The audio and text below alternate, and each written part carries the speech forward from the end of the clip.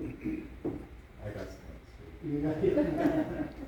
A couple of days ago, Gordon came into the room. I was talking to him. He asked me if I wanted to say a few things, and I went, "Oh yeah, of course."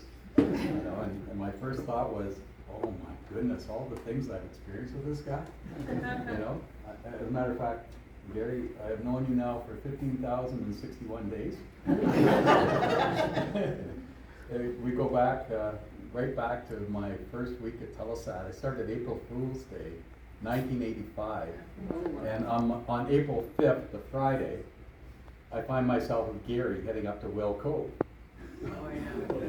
So this is an all new experience to me. I'm a new employee. As a matter of fact, I was 24 years old. I'd never flown before. You know, and that wasn't unusual in the 80s, right? You didn't, you know, it was expensive and families didn't fly away everywhere like they do now. So anyway, we get on this DC-9 in Toronto. Gary doesn't know my background or anything. I'm like, wow, this is really cool. And little did he realize, he didn't realize I've never flown before. So there are so many firsts with Gary that I've gone through over the years. It's absolutely incredible. My first flight, he took me to my first Telesat remote site, Penrose site, Will Cove, up in, you know, a 2-hour flight or 3-hour flight north of Winnipeg. Recently, I went to the one and only launch I've ever been to in 2018, the T-19V launch. That was amazing, and shared it with Gary. That was the time that we realized we were starting to get old, because lights, Buckle and company all went out and carried on after the end of the day, and Gary and I went to bed. And we did share a room, by the way, too. Actually, I should say the first time I split a room with him was in 1985, yeah. And there was one other person in the room, too. And a whole bunch of people trying to get in.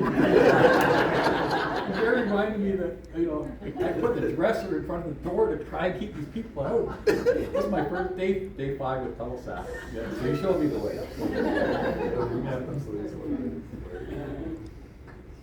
Wine tasting. I've never done wine tasting before. He introduced me to wine tasting. We did a trip down to South America to visit Manny, and we ended up in Mendoza. And we just arrived there, went right to this wine tasting thing, and I'm like, oh my God, this is great. Gary explained every single wine, all about the meal, and you know, to this day, I remember that like it happened yesterday. And by the way, if you want to watch it, it is on YouTube. And it's probably good that YouTube didn't exist back in the 80s. There's a lot of stuff that, you know, yeah.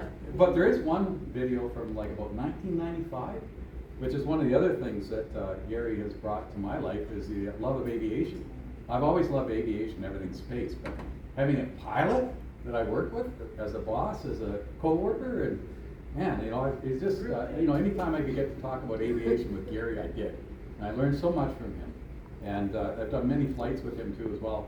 But there is a YouTube video, Gary, from about 1995. You and myself and Randy Morris went up.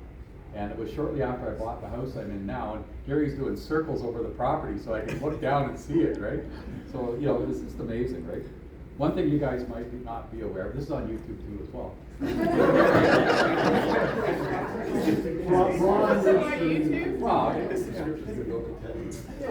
Yeah, anyway, Gary is an accomplished runner.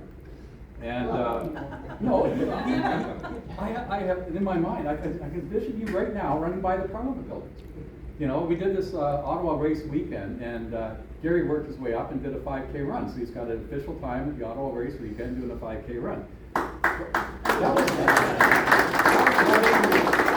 the same year that we did the Mendoza thing, and we were in training, because that was what, February, March time frame? Yes. And the race is like April or May. Yeah. So we're out, this is again another wine tasting place in Mendoza. This time we actually walked to the venue, and it just so happened it was like 5K. So we spent the afternoon having wine and some of the best beer I've ever tasted too, and met some really nice people from Ottawa who all became our friends next to Gary. And he decided, well, maybe we should get our run in today. We should run home. We're in jeans, and it's like, you know, 25 degrees, and we're just dying. But we're really motivated because Gary got like the best Airbnb with a swimming pool, and even had like a pool boy too as well. It was really cool. Yeah, no, it's been amazing. It's been quite amazing. And for quite some time, around the turn of millennia, Gary had a retirement job. and he wasn't a bootlegger, but it was close. He had Newstead Wine and Beer, and he would start bringing into work my beer kits and my wine kits. And so I learned to make beer and wine through Gary with various successes. And I think that now that you're going to be retired, you already told me this is your retirement job. You need to resurrect Newstead Beer. No, the corporate overlord thing. And you know, and with work too as well, we've crossed paths many times, different things, you know, lived through, you know, the 93 layoffs and you know, the BC, other satellite failures, so on and so forth. But I think one of the really cool times was getting to go to Holly in 2007. Gary was there, I was there, Jeremy, you were there, Jeremy was there, you know, and we got to tour Holly. And like, when we were in the heyday of Ocus back in the early 90s, this place was like, you know, the ultimate facility. We talked to Holly all the time in the SNOC, but to go there and see it, and unfortunately it was at the end of its life, and it was falling apart quite badly, which made us very proud of what Allen Park was and everybody, and how well maintained our facility is.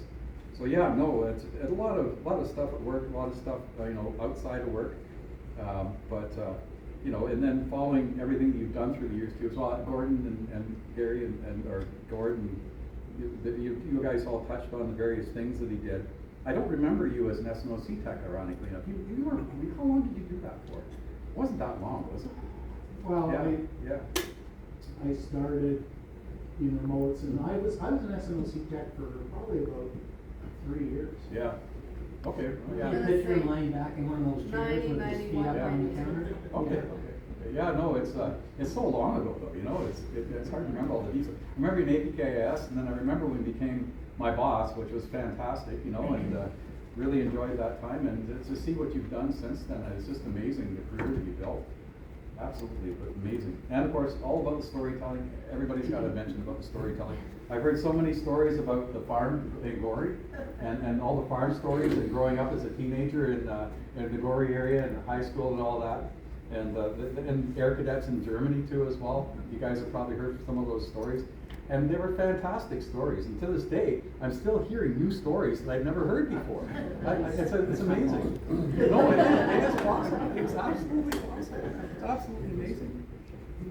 And you know, the one thing that you really brought to our, as a group in the TCC SNOC over the years, was introducing us to the other Christmas spirits. It was always a great thing to look forward to at Christmas time. The spirit of Christmas lived very strongly in the TCC, and it was a tradition that carried on for years and years and years that we all enjoyed greatly. And we're going to miss the Christmas spirits. A singular spirit going from now on. Anyway, Gary, congratulations on your retirement. You know, thank you for everything all these years. And I look forward to our future travels together. Perhaps another wine tour down in Mendoza again would be in order. And congratulations on your retirement.